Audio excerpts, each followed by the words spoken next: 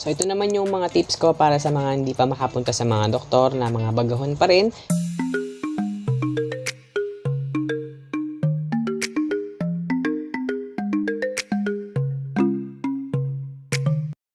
So, ang tip number 1 ko sa inyo is do your research. Lahat ng risks and effects ng HRT o testosterone therapy sa katawan. Okay? Lahat ng risks, lahat ng effects, alamin mo. May YouTube, may Google. Andito yung channel natin. So, yun. So, check mo lang sa ilalim o sa channel ko yung mga information na kakailanganin mo. Huwag tayong tamaring mag-research. Kasi, ginusto nga nating makapag-start, hormones kasi nga gusto nating sumaya, mag-match yung nasa isip natin sa katawan natin, di ba? So anong purpose noon kung hindi rin naman tayo magtatagal sa earth? Huwag din nating iasa sa ibang tao na tuturuan lahat ng pasikot-sikot kasi baka sila rin hindi rin nila alam, di ba? So dahil nasa panahon tayo ngayon ng kumbaga age of information, hindi ko alam saan ko nakuha yun. Yun. So since may mga internet naman na tayo, may Google, gamitin natin yung mga tools para mas maintindihan natin kung ano ba talaga itong pinasok natin.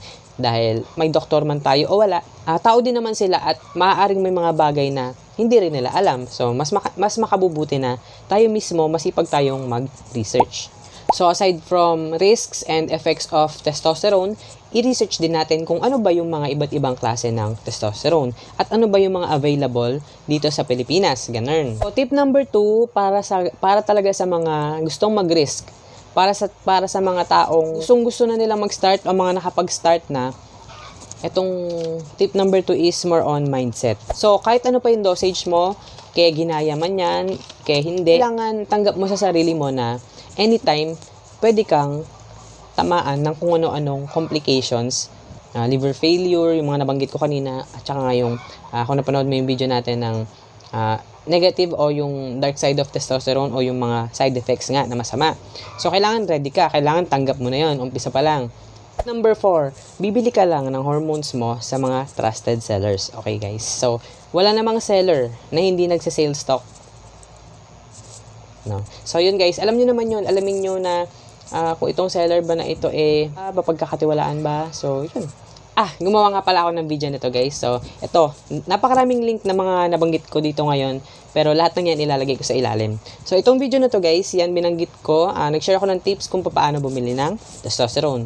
Okay? So, tip number 5 para sa mga nag-start na o gustong mag-start ng walang doktor. So, kung magkaroon ka ng budget, magpa-general check-up. So, para at least man lang, malalaman mo kung meron bang mali sa katawan mo. Ganon, kung healthy ka ba. Pero hindi ko sinasabi na yun lang ang kailangan mo ha guys. Kasi kailangan mo talaga ng doktor habang nag-HRT ka. So, ang tip number 6 ko, and probably the last, i-record mo yung blood pressure mo. Kada shot, or possibly kada buwan, pwede rin. Tapos yung mga menstrual cycle mo, kung kailan ka nagkaroon, kailan nawala, ayan yung timbang mo, mga ganon. I-record yan, magkakaroon ka ng yung tinatawag nila Doc Migs na medical journal.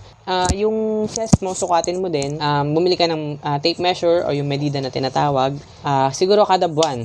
Tapos, habang nag-hormone therapy ka, habang nag-hormones ka, i-record mo lahat ng mga nararamdaman mo. Halimbawa, ito, kahapon, sumakit yung ulo ko, ganito, alas 6, nawala alas 7, ganun. So, yung mga kakaiba na nangyayari sa'yo, mga nararamdaman mo, isusulat mo yan. Alam nyo kung bakit? Kasi, para pag dumating yung panahon, kaya mo na magpa-consult, magkaroon ng doktor, meron siyang, kumbaga kapag kasi meron na tong journal, may journal ka na, meron na siyang data na makakatulong sa kanya, at sa iyo rin, na alam mo yun, kapag makikita niyo yung parang estado ng kalusugan mo at dun lang sa data na yun, sobrang laking tulong na yun para malaman niya kung ano yung mga dapat mong ipalab test.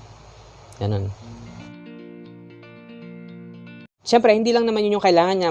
Kailangan mo rin ng consultation para nga mas matulungan ka niya kung ano yung mga kakailanganin mo para sa tuloy-tuloy na healthy or safe transitioning mo at saka para maitama yung dosage mo or kung tama na ba yung ginagawa mo, ganon.